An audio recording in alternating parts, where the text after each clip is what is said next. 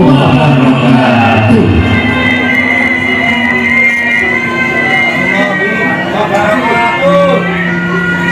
Nuning Budi Astomo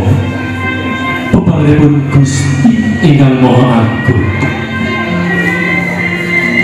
mugi tansah lumintu lan lumintir tumedhak lan tumanur kajiwa kasalira dumateng panjenengan sedaya dalasan kula sumrambah keluarga waradi sagung dumadi Mestantun Raharjo kanthi nambaran sedya tulisaning manah sinarkan aruming pambukti mugi keparenga kula lan para kadang hampir wakani timaksitane adicara ing wekdal menika nuwun kula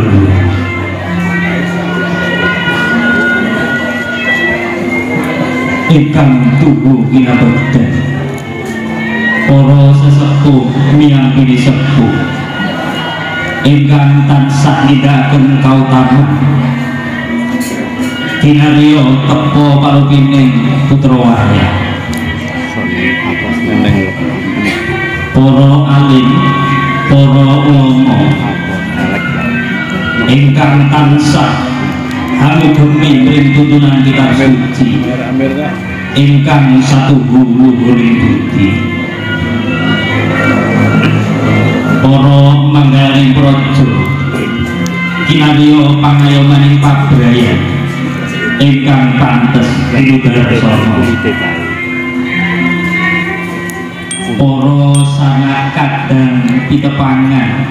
ingkang pantes nampi pakurmatan para tamu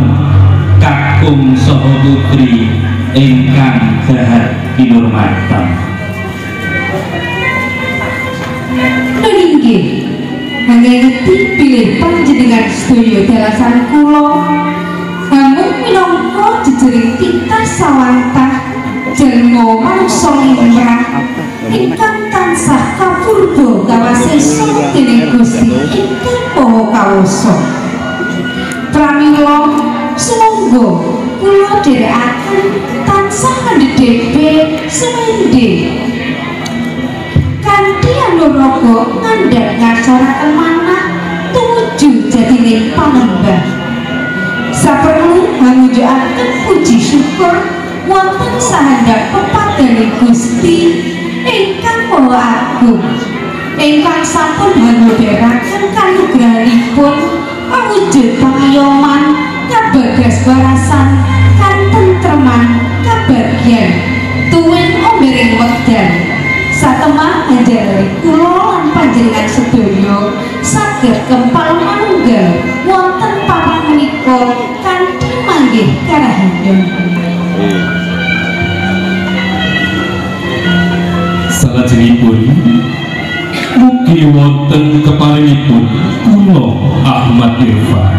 kula turut Nuryogo wontene kula Sarmi saha kula Irham dalasan kula Alfi Syafi'ah Jumanto kula marap atur satemah angin-angin kamardikan ngigek anginipun imbal wacana kula ingkang dinanggena minangka juru panitia laksana kini handharaken upacara pasang KTP dalah siram jamasi bakal pengantin ing wekdal menika para sesepuh bidi sepuh sana kadang pitepangan ingkang selestya ing budi menapa darunane dene ing wekdal menika keadanan sawenehing tata cara nenggih waleh-waleh menapa bilih Bapak Hadi Rahman Sarimbe badhe hanetepi darmaning asepuh nenggih mono kramakaken putra putrinipun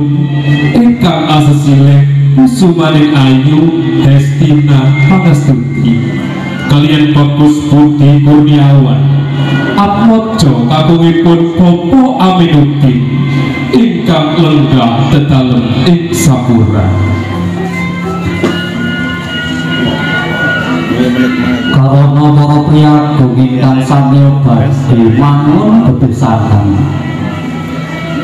pramila saderengipun tumapake ngadicara ijab kabul kalangkung rumiyin badhe kadanan pasang BKTP dalam siram Jawa sing bakal pengantin putri wondene pasang BKTP kinarya hanulak panjenenganipun Kiageng Taruh duk rikala mala pramakaken putra putrinipun ingkang asesilih Dewi Nawangsih kaliyan Raden Bondan Kejawan karana ngrawuhaken para priyayi agung saking Demak Bintara supados papan ketingal bawera dalam suasana karaos adem ayem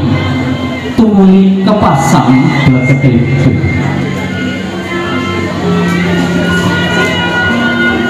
dene tata cara siraman kanthi pengajap urip bakal pengantin putri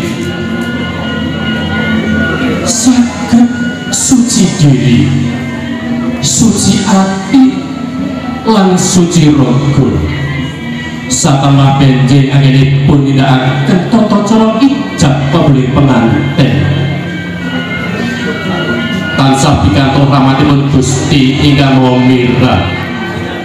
saged dados manggih keluarga ingkang sejati liripun saged dados keluarga ingkang hayam tentrem sisi-sisihan bagya mulya donya prakteng delahan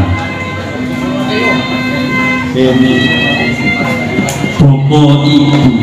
sagung tamu ingkang minangku ing suka dalah basuki saderengipun adicara kawiwitan keparenga kula ngaturaken pambagya sugeng rawuh kairing agunging panuwun ingkang tanpa pepindhan dene panjenengan sedaya sampun dangaken penggalih lan mirungganaken wekdal rawuh ing papan menika mawantu-wantu panyuwunan Bapa Hadi Sarimbit Garwa panjenengan sedaya kersa hanekseni dalah paring tambahin donga pamuji ing adicara ingkang sampun dinantra ngantos paripurna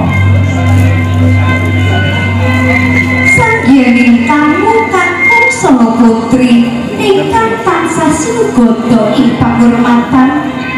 wondene reroncene adicara ingkang badhe handrenggani tata cara pasang BKTP dalah siram Jamas bakal pengantin putri ing wekdal menika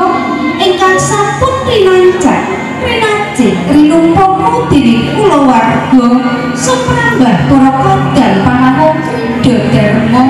inggih ingkang badhe katur mekaten tinlaksana ingkang sepisan inggih pamuka kalajengaken adicara ingkang urut kalih Bapak Hadi Rahman Sarimbit Garwa tumuju ing kapura tuwuh saperlu pasang BKTP dalah tuwa wondene adicara urut 3 inggih cethek geni lan adat sepisan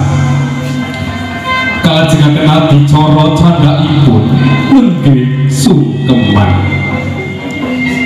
paripurna sungkeman Bapak Hadi Rahman Sarimbit anganti kusumaning ayu Hestina Pangastuti tumuju tumuju sendang pasiraman lan samangke badhe katindakaken racik tirta suci umbul bunga wintun tirta suci lan siraman. Paripurna siraman tumuli kalajengaken adicara sesuci pecah pamor pondongan pagas rikma saha tanem rikma. Wadene adicara ingkang salajengipun nenggih pagas tumpek lan dolan pungkasan. Paripurna dolan pungkasan kalajengaken sate dawet minangka marujane adicara nenggih panutup. Sagung tamu kakung saha putri mekaten roncening adicara ingkang badhe angrenggani adicara pasang BTP dalah sirah jamasing bakal pengantin putri ing wekdal menika. Nanging para kadang ingkang badhe awung krida sampun siaga ing gati menawi barenganipun sampun samekta tumuli adicara badhe kawiwitan. Minangka pambuka kula dalah para kadang ngaturaken sesanti Pariyaking warana kinarya sarana pinukaning sedya tangga rahayu widodo kang dinamda.